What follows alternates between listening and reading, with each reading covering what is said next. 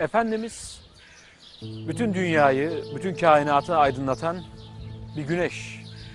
Ve biz o güneşin yanında kibrit çöpleri.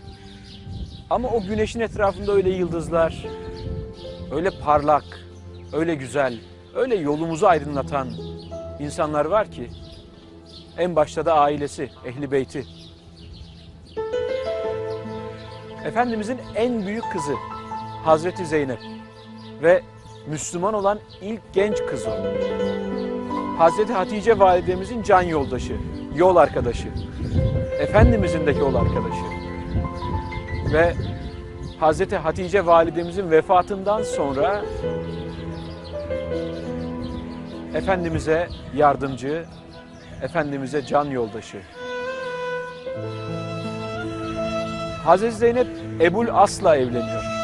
İkisi de birbirini çok seviyor. Seviyorlar birbirlerini. Mutlu bir yuvaları var. Ama İslam geldikten sonra, Efendimiz tebliğe başladıktan sonra baskılar artıyor. Baskılar, zorlamalar, işkenceler, tehditler. Ebul As'a diyorlar ki boşa onu, ayrıl onunla. Muhammed'in kızından ayrıl, vazgeç ondan. Sana Mekke'nin en güzel kızlarını verelim, sana servet verelim, sana krallık verelim, bırak onu. Ama Ebul As sevmiş, Hazreti Zeynep sevmiş onu. Birbirlerini sevmişler. Hazreti Zeynep Müslüman oluyor ama Ebul As Müslüman olamıyor. Ona kısmet olmuyor henüz Müslümanlık. Çevresinden utanıyor, çekiniyor. Baskılardan, zorlamalardan korkuyor belki de. Ama bir yandan da çok sevdiği eşini bırakamıyor. Ve hicret. Hicretle birlikte Efendimiz ve kızları Rukiye, Ümmü Gülsüm ve Hazreti Fatıma Medine'ye gidiyor. Ama Hazreti Zeynep geride kalıyor. Çok sevdiği babasından ve kardeşlerinden ayrı kalıyor. Geride. Ve bir gün takvimler Bedir Savaşı'nı gösteriyor. Bedir'de İslam ordusu galip. Ve Hazreti Zeynep'in eşi Ebul As müşriklerin arasında esir düşüyor. Ve esirlerin serbest bırakılması için fidyeler gönderiliyor, fidyeler geliyor. Teker teker açıyorlar fidyeleri, neler var diye. O bir çıkının içinden, bir zarfın içinden, bir paketin içinden bir gerdanlık çıkıyor, bir kolye. Efendimiz o gerdanlığı eline alıyor ve ağlamaya başlıyor. Bu Hatice'nin kolyesi diyor. Bu kolye Hazreti Hatice validemizin Hazreti Zeynep'e düğününde taktığı kendi kolyesi. Ve Hazreti Zeynep çok sevdiği eşinin esaretten kurtulması için onu göndermiş. Ve elinde avucunda ne varsa göndermiş. Efendimiz mahzun, gözleri dolu. Diyor ki sahabeye, siz bilirsiniz, bu bir ganimettir. Nasıl istiyorsanız öyle yapın ama bunu geri gönderseniz, Ebul As'ı da serbest bıraksanız nasıl olur? Olmaz mı? Olur elbette.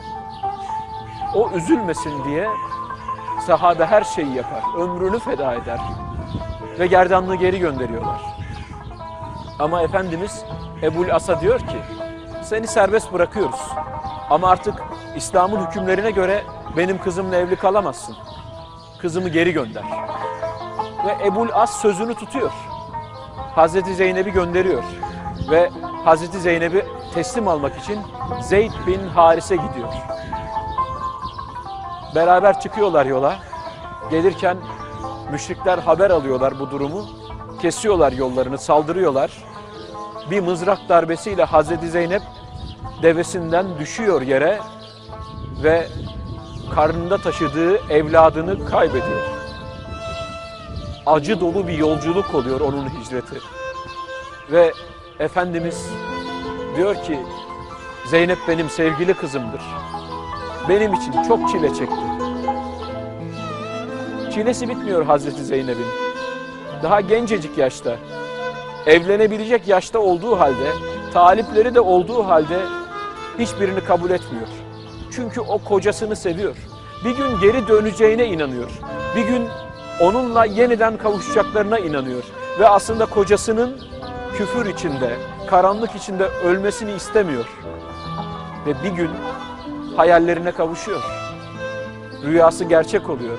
Ebul As Müslüman olarak geliyor Medine'ye ve Efendimiz onların nikahını kıyıyor. Ama kavuşmaları, vuslatları çok sürmüyor. Hazreti Zeynep o aldığı mızrak darbesinden, o hicret yarasından sonra çok fazla yaşayamıyor. Vefat ediyor. Ebul As öyle üzülüyor, öyle ağlıyor ki ızdırabından, üzüntüsünden düşüp bayılıyor. Efendimiz teselli ediyor onu, tutuyor, kaldırıyor.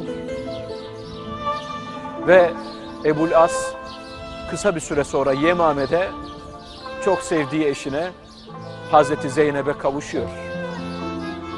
Sevince Zeynep gibi sevmek lazım. Sahip çıkınca onun gibi sahip çıkmak lazım. Şimdi duamızdır.